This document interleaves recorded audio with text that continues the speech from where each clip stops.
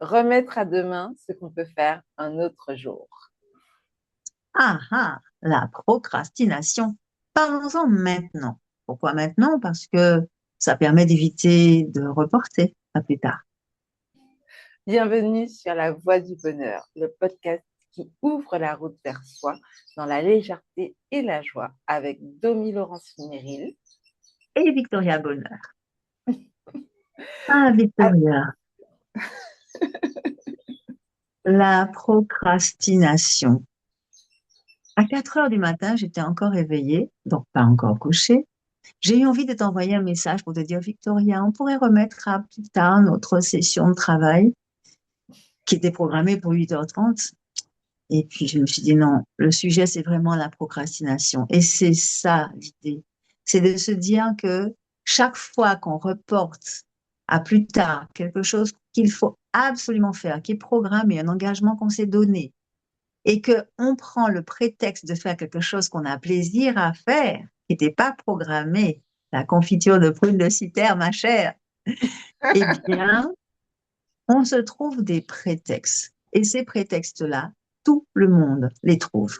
Aussi bien les sérieux que les pas sérieux. Aussi bien les personnes organisées que les non organisées.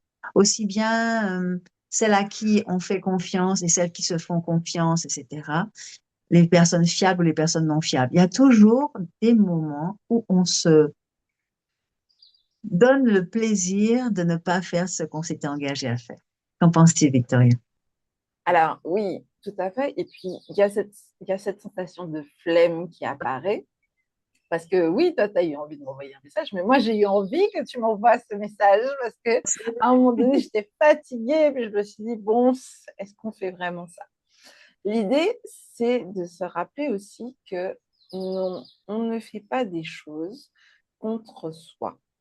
Donc, même si ça a l'air d'être handicapant, même si c'est problématique, surtout quand on a des échéances, quand on a des rendez-vous, quand on appelle ça des deadlines en gestion de projet, quand on a une date limite pour remettre un livrable, un document ou une prestation, il y a aussi cette notion de besoin. On a cette flemme qui apparaît parce que il y a une part de nous qui se dit on a besoin de plus de temps ou d'autres choses pour glaner suffisamment de ressources pour être prêt ou prête à faire ce qu'on a à faire. Et ça, mais si jamais on vient rajouter de la culpabilité à se dire ah oui, mais je ne suis pas en train de faire ce que j'avais dit que j'allais faire, c'est deux choses. Soit on décide d'arrêter ce qu'on est en train de faire et de se mettre vraiment à la tâche pour laquelle on avait pris rendez-vous, soit on fait le choix de remettre vraiment à plus tard en se donnant une date, une heure fixe et on profite de ce qu'on est en train de faire maintenant. Parce que si jamais on reste entre les deux, eh bien, on ne va pas profiter de ce temps de plaisir, justement, à faire autre chose, parce qu'on aura en tête le petit hamster qui te dit non, mais tu sais, tu devais faire autre chose, tu devais être en train de préparer ton prochain cours, tu devais être en train de faire ton sport, tu devais être en train de faire le ménage. Et on ne recharge pas les batteries qui sont en train de se charger. C'est un peu comme si, quand on fait ça, on mettait son téléphone en charge et puis en même temps, on l'utilisait en se disant ah oui, mais il ne charge pas assez vite, alors que j'ai besoin qu'il soit chargé pour tout à l'heure. Ben, si jamais tu veux qu'il soit chargé, tu le mets en charge et tu le laisses charger. Et t'arrêtes de parler. Si tu es en pleine communication, conversation. C'est ça. C'est ça. Ah là là, le plaisir, c'est vrai que la notion du plaisir intervient vraiment dans les moments de anti-procrastination. Et si on arrivait à mettre du plaisir dans ce pourquoi on procrastine, je connais une personne qui dit, mets de la joie dans ce que tu fais, mets du plaisir dans ce que tu fais. Même s'il s'agit de faire la vaisselle et que tu n'aimes pas ça et que tu dis, ouais, il n'y a que moi qui fasse la vaisselle, etc. Bon, il y a des lave-vaisselle pour certains. Moi, j'ai fait le choix de faire ma vaisselle à la main. Comme ça me permet de faire des squats. Ah, Mais c'est toujours, oui, oui, oui, oui, je fais des squats en faisant la vaisselle, mais c'est toujours un petit, comment dire, un petit frein de démarrer la vaisselle. Juste après que j'ai cuisiné, par exemple, c'est le boxon dans la cuisine. Et là, je me dis, bon, on va déjeuner comme ça, ce sera mieux, je ferai la vaisselle après. Mais c'est déjà procrastiné. Les moments où je suis le plus contente, c'est quand je commence à déjeuner, que ma cuisine est déjà, la vaisselle de la préparation du repas est déjà faite. Et donc, c'est un petit rituel un petit rendez-vous qu'on peut se donner à soi-même pour les plaisirs, pour remplacer les tâches à faire par à faire avec plaisir. c'est ça. J'ai ça à faire de toute façon tous les jours. J'ai ma vaisselle à faire.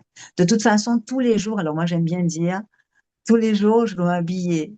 Tous les jours, je dois sortir de chez moi en ayant un vêtement sur ma peau. Alors que même si je suis naturelle, naturiste, ben oui, hein, on va m'arrêter tout de suite si je suis devant la porte et que je suis sans vêtements.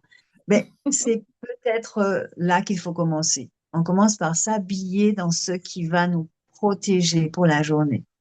On commence par s'habiller de plaisir dans des choses qui pourraient être désagréables. Et, par exemple, donner un petit nom à une tâche qui peut être compliquée. Ça m'est arrivé hein, de trouver des choses compliquées, difficiles à faire et pour lesquelles je procrastinais. Et je leur ai donné un petit nom qui me permettait d'y aller plus rapidement, plus facilement. Alors, ça peut être par exemple, le mercredi, qui est une date, c'est un jour de la semaine qui est rempli. Je commence à 5h45, je finis à 19h30 et j'enchaîne les uns derrière les autres. Je prends la voiture, je fais séance collective, séance en visio, séance en collectif le soir, etc. Et je ramène les personnes chez elles quand elles viennent, avant qu'elles viennent en séance collective à mon cabinet. Et puis, vu que je suis très gourmande, j'ai appelé le mercredi la journée Philibo. Oh, Philibo, c'est le sucre d'orge, pour ceux qui ne connaissent pas. Le sucre d'orge qui a plusieurs couleurs aux Antilles, enfin en tout cas à la Martinique. Et depuis enfant, le Philibo, c'est quelque chose que je faisais. On l'étire et puis il y a toutes les couleurs qui se mélangent, on torsade et tout ça. Et lorsque j'ai constaté que le mercredi était un jour dur, difficile, pour pouvoir le supporter, je l'ai appelé ma journée Philibo. Et il se trouve qu'aujourd'hui, c'est ma meilleure journée de la semaine. Pour rien au monde, je ne raterai mon mercredi. Simplement parce que j'y ai mis du sucre, j'y ai mis de la douceur, j'y ai mis du plaisir. plaisir. C'est là que c'est important de nommer les choses compliquées ou difficiles ou les engagements qu'on a pour soi avec des petits mots qui nous rappellent quelque chose de doux. Que je dise aux personnes avec qui je travaille qu'ils sont mes filibos, ça, c'est le mercredi matin. Comment allez-vous, mes filibos? Là, tout de suite, je vois tout un tas de bonbons colorés en face de moi. Et même s'il est 9 heures du matin, j'ai déjà commencé à travailler à 5h45. Je pourrais être épuisée, mais je suis souriante et heureuse de retrouver mes filibos. Et lorsque on prend cette habitude-là, on commence à s'habituer soi-même à mettre du plaisir, mettre de la joie, mettre de la légèreté. C'est ce qu'on fait, n'est-ce pas, dans ce podcast. Apporter de la légèreté et de la joie dans son quotidien pour pouvoir mieux supporter la vie. On est là pour ça, n'est-ce pas? Bien sûr. Et d'ailleurs, si jamais ce que tu entends te fait du bien au corps, au cœur et à l'esprit, ben, pense à liker cet épisode, à t'abonner et à partager. Ça permettra aussi de soutenir notre voix et notre chaîne. On te remercie pour ça. Tu as parlé de nommer autrement. Il y a une chose que je remarque aussi quand j'accompagne les personnes autour de la procrastination, c'est que les personnes qui se flagellent, qui culpabilisent de procrastiner, bien souvent, elles ont un vocabulaire qui va être très directif. Il faut que, je dois faire ça, je devrais, j'aurais dû. Et en fait, ce sont des mots de la vie courante qui ont tendance à alourdir le processus. Quand on dit il faut qu'on rajoute une pierre supplémentaire sur le dos, ça rajoute de la pression. Pour ces personnes qui m'écoutent, je vous invite en fait, la prochaine fois que vous avez ce réflexe de vous dire il faut, de reformuler votre phrase par j'ai envie. Parce que il faut que ce soit fait comme ça, quand on se donne des injonctions comme ça, c'est important de se rendre compte qu'en fait, on est en train de dire il faut que, mais ce qu'on veut dire, c'est j'ai décidé que pour que ce soit fait, ce sera par ce biais-là. Parce que quand on décide de faire sa vaisselle soi-même plutôt que d'acheter un lave-vaisselle, c'est un choix. Personnellement, quand j'étais petite, on avait un lave-vaisselle à la maison et c'était moi qui étais chargée de débarrasser les couverts. Et je n'aimais pas ça. Donc, j'aime pas spécialement le lave-vaisselle. Il y a des personnes qui vivent que par le lave-vaisselle. Personnellement, je n'aime pas spécialement ça. Et en même temps, bon, bah, la vaisselle, c'est pas le truc qui me passionne dans la vie non plus. Mais quand je me dis, je m'occupe de ma vaisselle comme je m'occuperais de mes mains, de mes pieds, d'une partie de moi, parce que m'occuper de ma maison, ça me permet de m'occuper de moi aussi, parce que ça me permet de m'occuper de mon environnement. Et bien à ce moment-là, ce moment de vaisselle, je vais le faire comme un moment de spa, c'est-à-dire que je vais mettre de la musique, ou je vais appeler une copine, ou je vais mettre quelque chose à la télé qui me plaît bien, comme ça j'ai un fond sonore pour faire la vaisselle. Ou alors, tu as parlé de cuisiner, pendant que je cuisine, bien souvent, comme j'utilise plein de plats différents, j'utilise la cocotte, le wok, etc., j'ai tendance aussi à me dire, oh ben tiens, pendant que une fois que j'ai débarrassé un des fétous, je vais le laver pendant que il y a quelque chose d'autre qui est en train de cuire, parce que je suis déjà dans l'environnement de la vaisselle. Mais tout le monde ne fait pas pareil. Et puis, il y a des moments où j'ai pas envie non plus. Il n'y a pas longtemps, j'ai un ami qui me disait, oui, maintenant, je suis focus, donc je suis concentrée et j'essaye de rajouter de la discipline. Donc, ça veut dire que j'ai envie, que j'ai pas envie, je vais faire. Oui, c'est une option. Le problème avec ça, c'est que si jamais on oublie de se reconnecter à l'envie, ça devient douloureux, ça devient une souffrance, ça devient quelque chose qu'on s'oblige à faire et limite, en fait, on va se taper de ne pas l'avoir fait. Moi, ce que je vous invite à faire aujourd'hui, c'est à vous dire, mais en fait, comme j'ai envie que ce soit fait, parce que quand on se fixe des objectifs, c'est parce qu'on se dit, ça va me permettre de vivre ceci, ça va me permettre de ressentir, de me sentir mieux, de me sentir plus léger, de me sentir accompli ou de me sentir reconnu. Donc, reconnectez-vous à cette envie de l'après pour générer dès le début la joie de le faire. J'ai intensifié mes séances de sport. Hier, par exemple, j'étais très fatiguée. Ce que je me suis dit, c'est j'ai envie de mettre mes baskets et j'ai envie que l'application qui suit mes pas me dise félicitations, vous avez atteint votre objectif. Ce qui se passe entre les deux, je verrai bien. Mais d'abord, j'ai envie de mettre mes baskets. Donc, je vais mettre mes baskets et j'ai envie de voir l'application me dire c'est fait. Une Et fois tu l'as qu'on... fait. Et je l'ai fait. À quelle heure? Et, je crois qu'il était 15 heures, un truc comme ça. Mais l'idée, c'est vraiment de se reconnecter à cette envie. Et puis, bien souvent, dans la procrastination, il y a aussi cette peur de ne pas pouvoir tout faire. Et donc, du coup, on se dit, mais si jamais je ne peux pas aller jusqu'au bout, je ne vais pas commencer. Ça, c'est une erreur parce que Mhm. commencer et arrêter, ce sont les deux choses qui nous prennent le plus d'énergie. C'est pas tellement d'aller jusqu'au bout, c'est de commencer et de s'arrêter. Si jamais on reste sur l'exemple de la vaisselle, puisque c'est par ça qu'on a commencé, mais si par exemple vous avez une vaisselle de 4 jours qui vous attend et vous vous dites, ah oui, mais en fait, il faut que j'ai tout fait. Quand on se dit j'ai tout fait en communication non violente, Thomas Dansbourg, il aime bien dire, mais en fait, j'ai tout fait, et ben, j'ai tout fait. Je manquais de Du verbe étouffer. respiration. Oui, du verbe étouffer.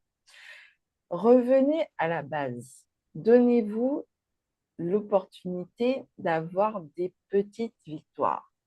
Vous avez toute une vaisselle à faire, très bien. Commencez par quelque chose. Dites-vous, je lave une fourchette, un couteau, une assiette.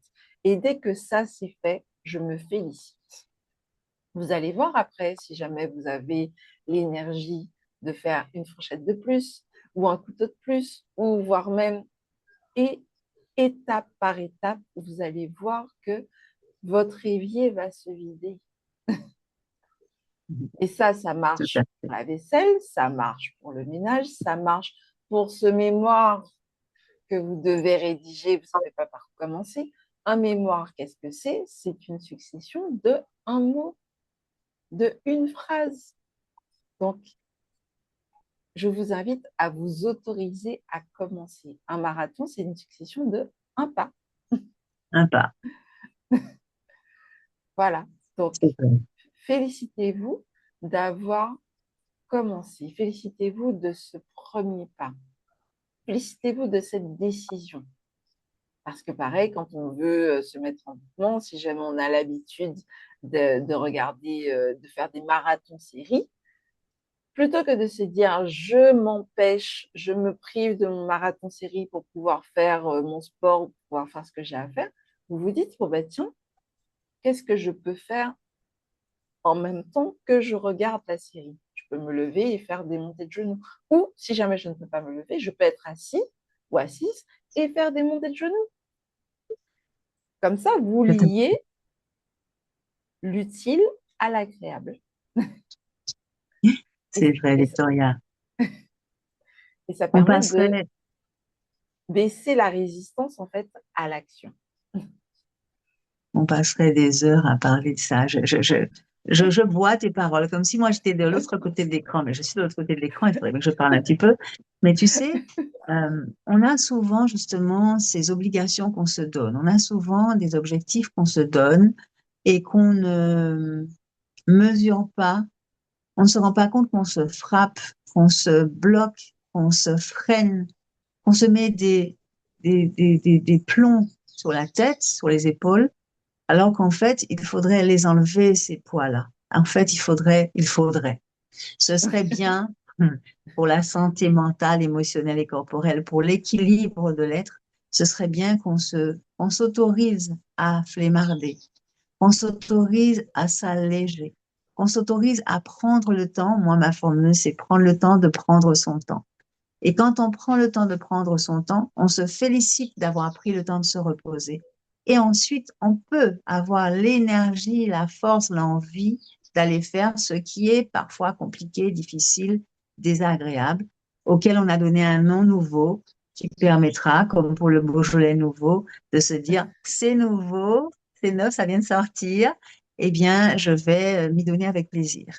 Et le cerveau, Oui. il sera content quand on va mettre le sourire dans quelque chose qui va nous donner, qui va nous faire une tête de cochon.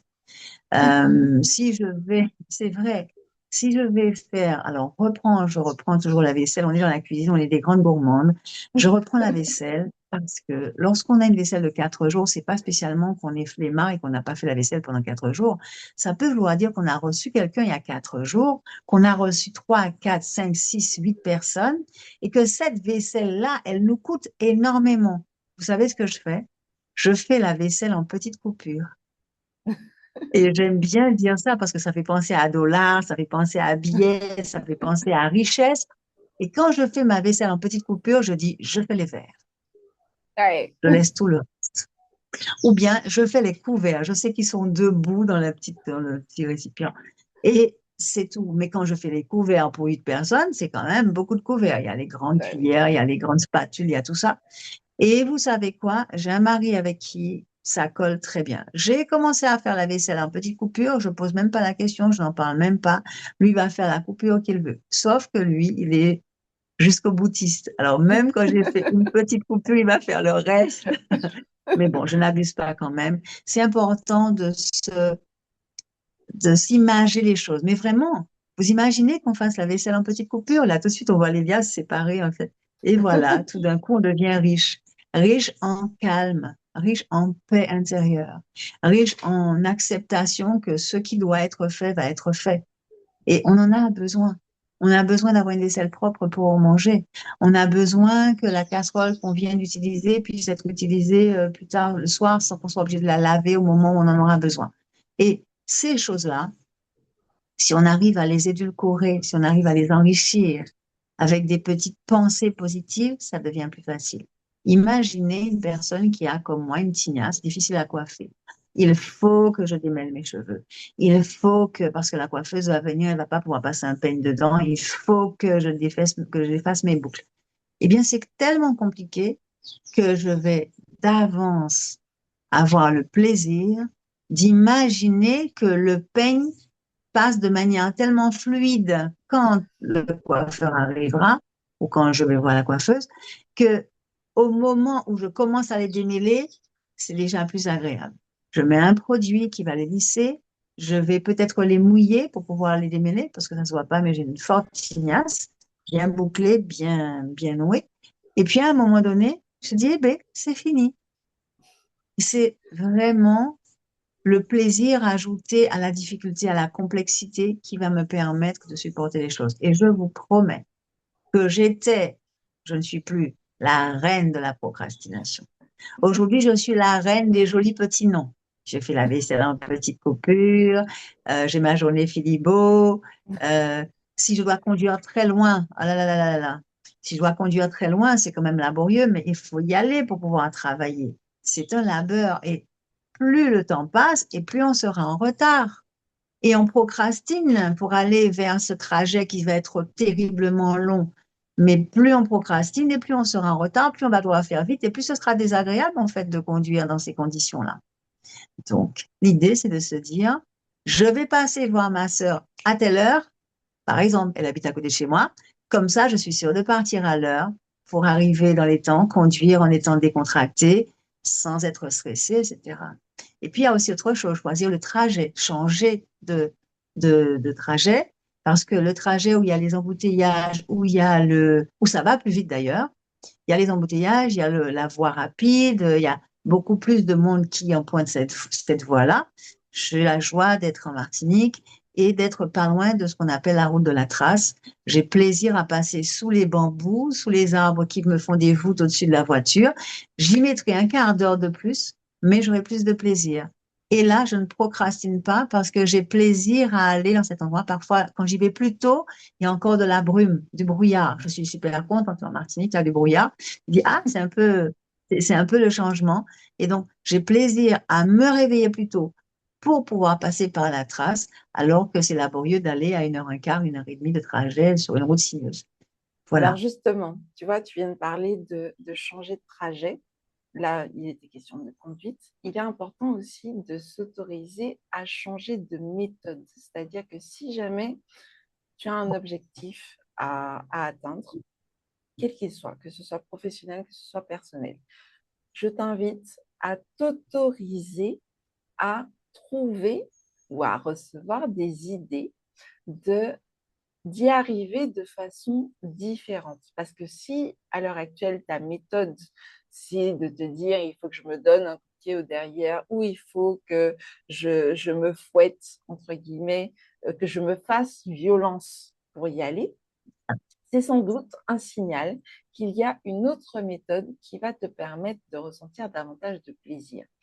J'aime bien parler du YOL Body en Martinique parce qu'on n'a pas d'été, mais on a le tour des yoles où tout le monde veut être pin-up sur les bateaux, sur les plages.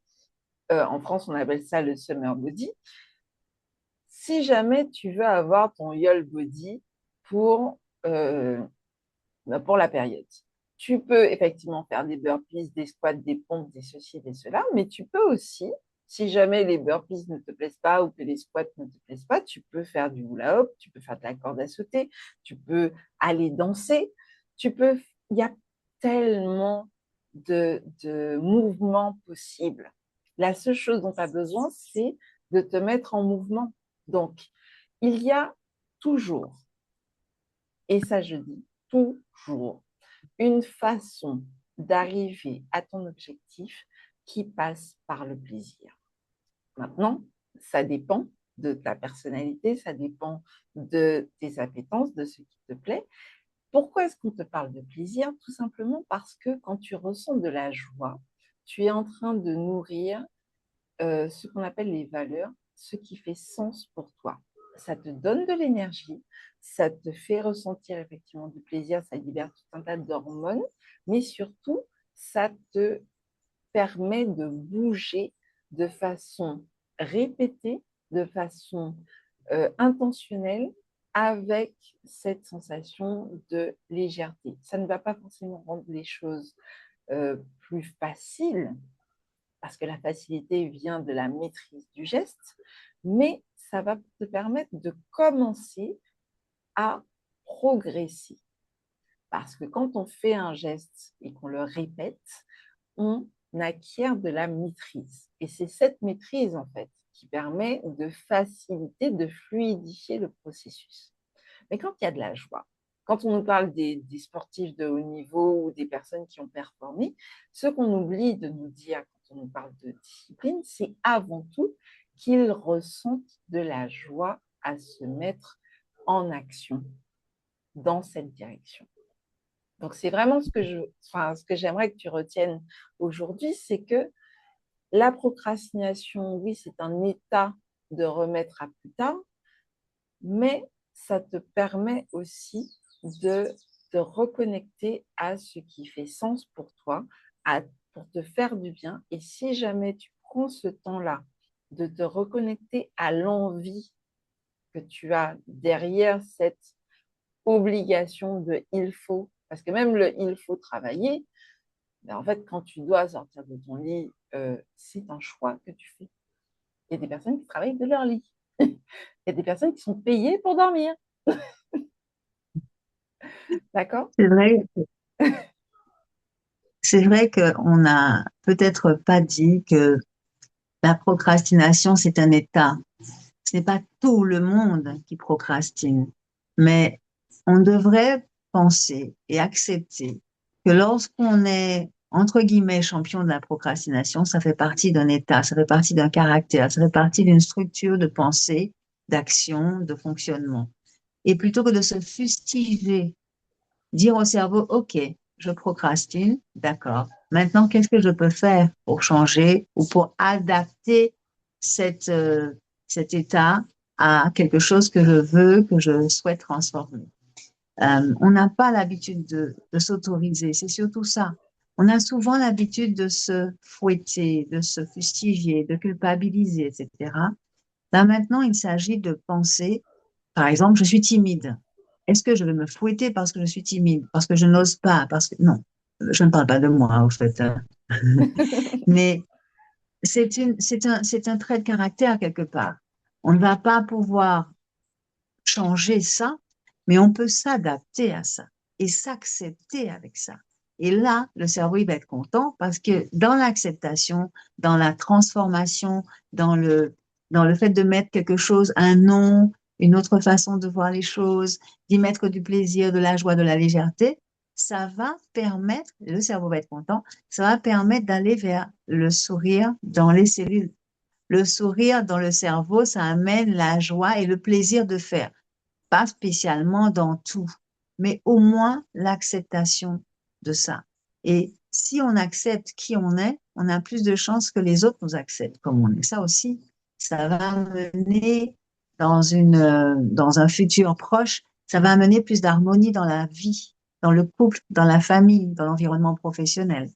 Si je ne me supporte plus parce que je procrastine trop et que je culpabilise énormément, comment je peux demander à Victoria de me supporter quand on travaille ensemble? Comment je peux demander à mon mari de me supporter quand on discute? Comment je peux demander à des personnes que j'accompagne en sophrologie de me supporter? La première personne avec qui je vais faire équipe, la première personne à qui je vais proposer des plans de changement, comme tu disais tout à l'heure, Victoria, c'est moi.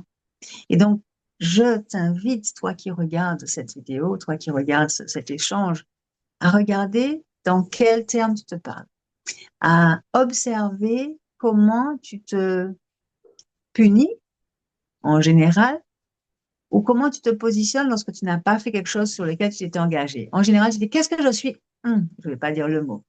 Ah, espèce de Et le cerveau, il n'aime pas ça, hein. C'est comme un enfant à qui on dit, ouais, tu aurais dû faire ci, tu aurais pas dû faire là, tu exagères, nanana, tu cries trop, tu parles trop, tu me rends malade. Ouh là là. Si on a envie que le cerveau soit un gentil petit garçon ou une gentille petite fille, on a intérêt à être gentil avec lui ou avec elle. C'est vraiment important que tu prennes le temps de t'asseoir et de te demander comment tu te parles. Que tu prennes le temps de t'écouter parler quand tu parles de toi. Et quand tu parles aux autres, ça va se sentir. Donc, ce sera un entraînement. Et comme Victoria disait tout à l'heure, et je le dis en sophrologie, c'est la répétition qui fait l'intégration. À force de répéter ça, je l'ai appris en formation. Alors, oh, ça va faire 10 ans bientôt que je suis sophrologue. Lorsqu'on est dans l'acceptation que ce qu'on fait ne nous convient pas, on peut se dire, OK, je n'ai pas encore réussi, mais je m'y entraîne. Alors moi, j'aime bien Oui, dire, je me soigne. c'est ça. Et Je me d'ailleurs, soigne. il y a une expression qui dit, si jamais tu as l'impression de traverser l'enfer, continue à marcher. C'est ça. Parce que de toute façon, il y a un moment où ça s'arrête. Tu vas traverser l'enfer et puis tu vas arriver au paradis, c'est ça, n'est-ce pas? Et c'est En tout vraiment, cas, tu vas en sortir. tu vas en Mais sortir. quand Si tu on est dans constates un que ça ne te tunnel, convient pas, oui, Si on est dans un tunnel, il y a un moment où il y a le bout du tunnel. Si on est dans un puits sans fond, il y a un moment donné où on arrive quand même au fond. Si on se sent mal parce qu'on n'a pas fait quelque chose bien ou comme il fallait, imaginez quelqu'un qui, par procrastination, s'est retrouvé à avoir un accident domestique. Oui, comme je n'ai pas fait ce qu'il fallait, j'ai dû faire très vite. Et puis, en faisant très vite, je me suis pris le pied dans le tapis, je me suis cogné la tête en tombant. Et là, on n'arrête pas de se fustiger, de se reprocher, alors qu'on est dans un lit d'hôpital ou des choses comme ça, d'avoir fait, de n'avoir pas fait, d'avoir pas écouté ci, d'avoir pas écouté là. Et finalement, on va pas s'en sortir comme ça.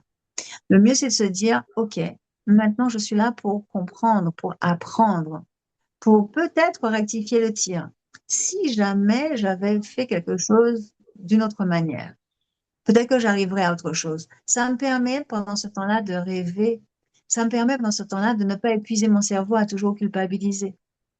Et pour la fois où je sortirai de l'hôpital ou de mon lit parce que j'ai un bandage au pied ou au genou, je vais prendre le temps de regarder dans quelles circonstances, dans quelles conditions je vais commencer quelque chose qui me semble difficile, qui me semble compliqué à faire. C'est un entraînement, c'est une répétition, c'est un rituel, c'est un rendez-vous que tu vas prendre avec toi qui va te permettre pas d'accepter absolument tout de suite maintenant tout ce que tu fais, mais de t'adapter et petit à petit de te dire, hop, mon cher, ça qui fait fête, hein. C'est-à-dire, c'est quoi, Victoria? ce qui est fait est Eh bien, fait. Et ce qui est voilà, intéressant, c'est qu'effectivement, comme on, on vit dans le maintenant, mais en fait, tu peux choisir, oui, il y a ça qui s'est passé, il y a ça, ok, qu'est-ce que tu décides maintenant de faire à partir de ce que tu as observé? Si la situation actuelle ne te convient pas, tu peux décider maintenant de faire une action ou d'arrêter de faire cette action pour que ton maintenant soit différent. Donc, remettre à un autre jour ce qu'on peut faire, remettre à demain ce qu'on peut faire un autre jour, à mais en fait, demain. cet autre jour, ça peut être aujourd'hui, ça peut être Tout à fait. maintenant.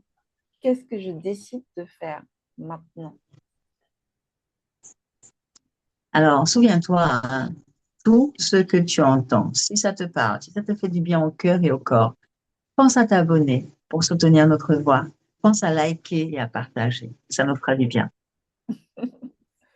On pourrait parler de la procrastination toute la journée. Il y a des C'est vrai. ateliers, Domi en propose, j'en propose aussi. Si jamais tu sens que tu as besoin d'aide pour être accompagné à ce niveau-là, n'hésite pas à nous le mettre en commentaire ou à nous contacter sur les réseaux sociaux, Victoria Porte-Bonheur, Domi, Laurentine Méril. On répondra à tes demandes avec plaisir. Ce que je te propose, Domi, c'est que la prochaine fois, on discute d'autres options pour se mettre en mouvement, comme notamment tu as parlé de mieux se parler, de faire équipe avec soi-même. Donc, si jamais ça t'intéresse, Oui, tu restes connecté. Il y aura bientôt un épisode là-dessus. tout à fait. Mais d'ici le prochain épisode, nous te souhaitons un bon cheminement sur la voie de bonheur. Et souviens-toi, écoute ta petite voix. Elle sait ce qui est bon pour toi. C'était Victoria Bonheur Oui. Et Domi Laurentine, Meryl. sur À la voie du bientôt. bonheur. À bientôt. Merci Victoria. Merci à toi qui écoutes. Merci, Dominique.